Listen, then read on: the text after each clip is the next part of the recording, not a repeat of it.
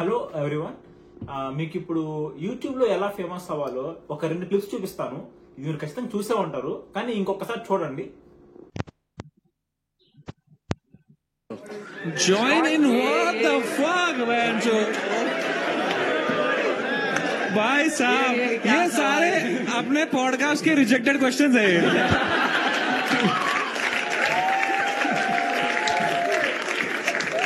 भाई mind blowing आदमी है। What a question, मेरे को भाई। लगता था वो तो एक्ट करता है ये वो। बोलना भाई। Other, watch your parents have sex every day for the rest of your life. क्या हो गया रणवीर भाई को? अपने अपने पकड़ लीजिए तुरंत। Or would you join in once and stop it forever?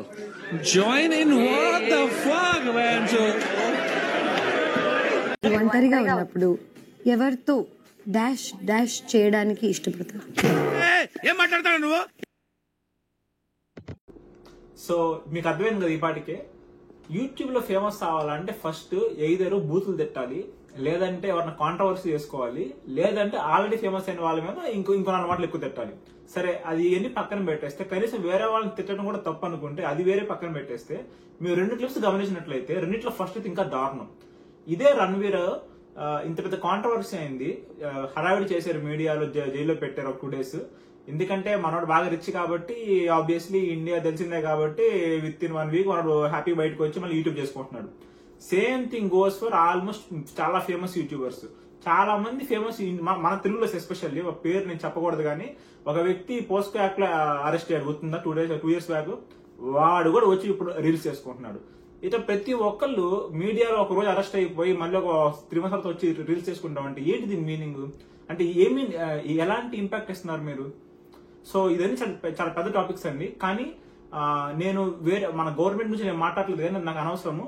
Simple topic ఏంటంటే, ఇదే రణవీరు ఇదే మాటలు వాళ్ళ అమ్మ నాన్నతో మాట్లాడగలుగుతాడు ఇలాగా? అంటే అందరితో వచ్చి అందరి ముందు నవ్వుతా ఇంత హ్యాపీగా మాట్లాడుతున్నాడు అదో మాటలు.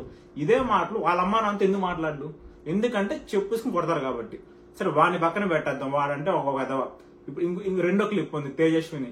ఈ అమ్మాయికి ఏమైందో తెలియదు. ఒకప్పుడు చాలా బాగా యాక్ట్ చేసేది, ఒకప్పుడు యాక్టింగ్ స్కిల్స్ ఉన్నాయి, అంతా బాగానే ఉన్నాయి. మళ్ళీ కట్ చేస్తే యూట్యూబ్ లోకి వస్తే మళ్ళీ ఈ రోత.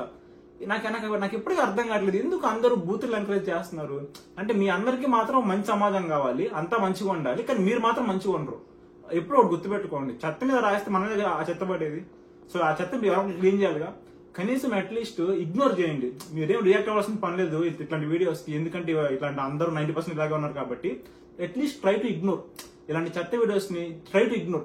ఒక మంచి చెప్పే వాళ్ళని, ఎక్కువ నాలెడ్జ్ చెప్పే వాళ్ళని try to encourage it. That's all for today. Thank you so much.